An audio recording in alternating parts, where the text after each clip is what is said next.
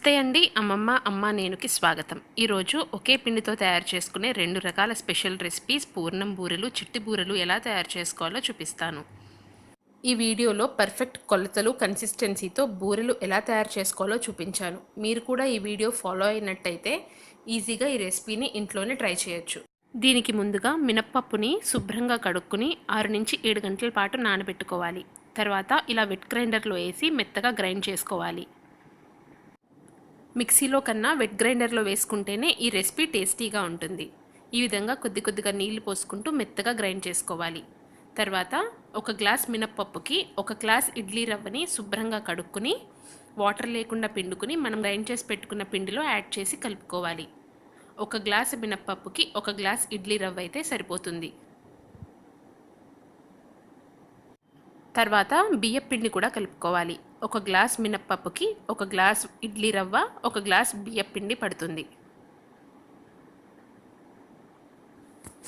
ఈ విధంగా పిండిని రెడీ చేసి పెట్టుకుంటే బూరెలు చాలా పర్ఫెక్ట్గా టేస్టీగా వస్తాయి.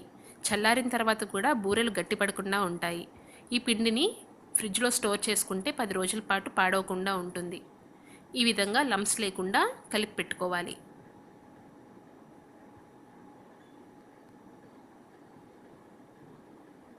ఇలా రెడీ చేసి పెట్టుకున్న బ్యాటర్ని కొద్దిగా వేరే బౌల్లోకి తీసుకుని కొద్దిగా ఉప్పు, నీళ్లు వేసుకుని ఈ విధంగా రెడీ చేసి పెట్టుకోవాలి.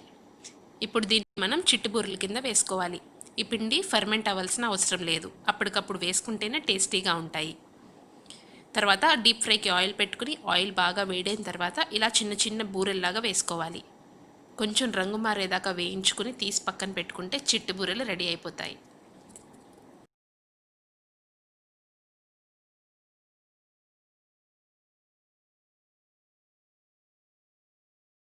ఈ చిట్టు బూరెల్ని కొన్ని చోట్ల పొంగు బూరెలని కూడా అంటారు. వేడివేడిగా అల్లం చట్నీతో సర్వ్ చేసుకుంటే చాలా టేస్టీగా ఉంటాయి. తప్పకుండా ట్రై చేయండి.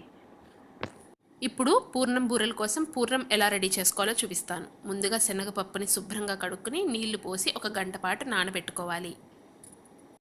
బాగా నానిన శనగపప్పుని కుక్కర్లో వేసి 1 గ్లాస్ పప్పుకి 1.5 గ్లాస్ వాటర్ పోసి కుక్కర్ పెట్టుకోవాలి.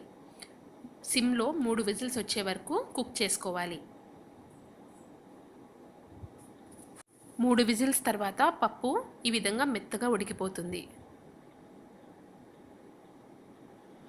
ఎక్స్ట్రా వాటర్ ఉంటే వంపేసుకోవాలి. పప్పు బాగా ఉడికిన తర్వాత మాత్రమే బెల్లం యాడ్ చేసుకోవాలి. 1 గ్లాస్ శనగపప్పుకి 1.5 గ్లాస్ బెల్లం అయితే పర్ఫెక్ట్గా సరిపోతుంది. బెల్లం వేసుకుని సిమ్లో పెట్టుకుని అడుగంటకుండా కలుపుకుంటూ దగ్గరకు అయ్యే వరకు ఉడికించుకోవాలి.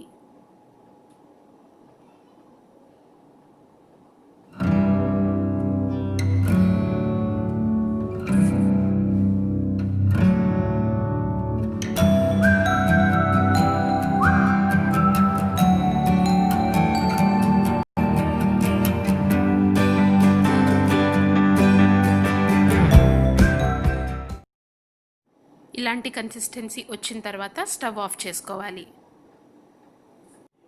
స్టవ్ ఆఫ్ చేసుకున్న తర్వాత ఈ పూర్ణంలో 1 స్పూన్ ఇలాచీ పౌడర్ వేసుకుని బాగా కలుపుకోవాలి. ఇది చల్లారిన తర్వాత ఇంకా గట్టిపడుతుంది. ఈ విధంగా పూర్ణాన్ని రెడీ చేసి పెట్టుకోవాలి. ఇది ఫ్రిడ్జ్లో స్టోర్ చేసుకుంటే 15 నుంచి 20 రోజుల పాటు పాడవకుండా ఉంటుంది.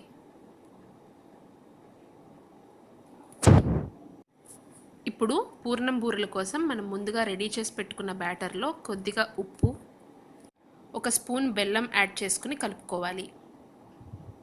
బెల్లం వేయడం వల్ల బూరెలు రుచి బాగుంటుంది. పైగా కలర్ కూడా మంచి గోల్డెన్ కలర్ వస్తుంది. ఇలా బెల్లం కరిగే వరకు కలుపుకోవాలి. తర్వాత పూర్ణాన్ని ఇలా చిన్న ఉండలుగా చేసుకుని పెట్టుకోవాలి.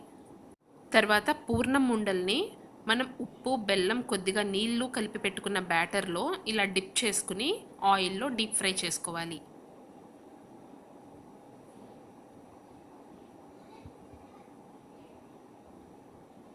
కొంచెం రంగు మారే వరకు వేయించుకోవాలి. ఈ విధంగా మంచి రంగు వచ్చే వరకు ఫ్రై చేసుకోవాలి. వేడి పూర్ణం బూరెలు రెడీ అయిపోతాయి.